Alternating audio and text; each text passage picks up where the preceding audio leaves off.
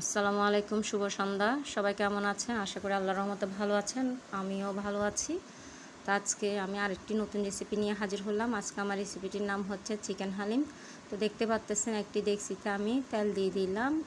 যেহেতু তেলটা গরম হয়ে গেল, এরপর আমি পেঁয়াজ কুচি দিলাম। দেখতে পাচ্তেছেন প্রথমে আমি মুরগি মাংসটাকে রান্না করে নিব।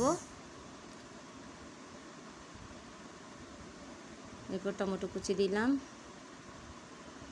আর এই হালিমটা কিন্তু এভাবে রান্না করলে খেতে অনেক ভালো লাগে এবং বাজারে হালিম থেকেও কিন্তু অনেক স্বাদ।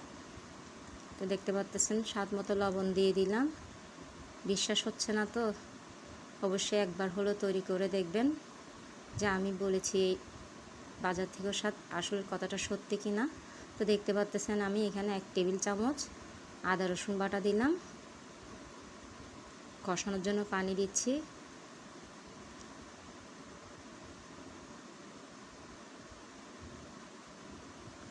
আসলে রান্নাটা সম্পূর্ণ ডিপেন্ড করে নিজের উপর। তো দেখতে পাচ্ছেন 1 চা চামচ হলুদের গুঁড়া দিয়ে দিলাম। এরপর 1 টেবিল চামচ ধনিয়ার গুঁড়া দিলাম এবং 1 চা চামচ মরিচের গুঁড়া দিলাম। দেখতে পাচ্ছেন আমি এখানে টমেটো সস দিচ্ছি, হালিমের মশলাটা দিচ্ছি, তেজপাতা, এলাচ, দারুচিনি দিলাম। আর রান্নাতে নিজের মনের মাধুরী মিশিয়ে রান্না করলে কিন্তু আসলে রান্নার স্বাদটা কিন্তু অনেক দ্বিগুণ হয়ে যায়। আর এটা হচ্ছে চিকন জিরা প্লাস মিষ্টি জিরা ভেজে নিয়ে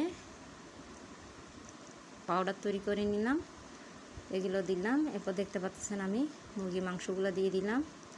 আর এগুলোকে আমি আগে ভালো করে রান্না করে নিব। এর আগে থেকে আমি ডালটাকে ভিজিয়ে রেখেছিলাম, দেখতে পাচ্ছেন, যাতে তাড়াতাড়ি সিদ্ধ হয়ে যায়। দিয়ে দিলাম।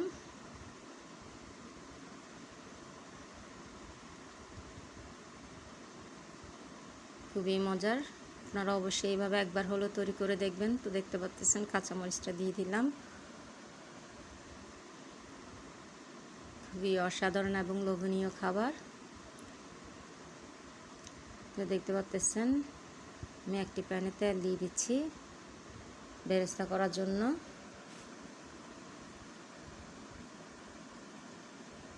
তো প্রথমে আমি আদা কুচিটা দিব। আর হালিমের মাঝে কিন্তু অবশ্যই আদা বেরেস্তা দিতে হবে।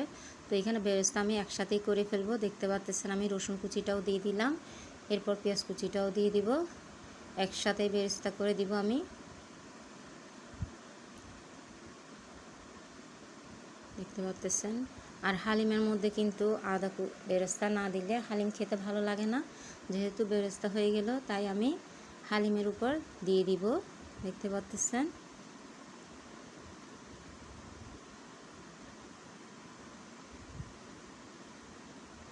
আর আমাদের ঘরে তো সবাই এভাবে রান্না করলে খেতে খুবই পছন্দ করে থাকে। আশা করি আপনাদেরও ভালো লাগবে। অবশ্যই একবার হলো তৈরি করে দেখবেন এবং কার কেমন লেগেছে অবশ্যই কমেন্টস করে জানাবেন। তো দেখতে পাচ্ছেন হালিমটা আমি বাটিতে নিয়ে নিলাম। এরপর বাকি জিরার পেস্টটা দিয়ে দিলাম, পাউডারটা। দেখতে পাচ্ছেন ডেকোরেশন করতেছি, 2টো কাঁচামরিচ দিলাম, সামান্য শসা কুচি দিচ্ছি, কয়েক টুকরো কুচি দেব গাজর। দেখতে পাচ্ছেন গাজর কুচিটাও দিয়ে দিচ্ছি। এরপর পুদিনা পাতা দিচ্ছি।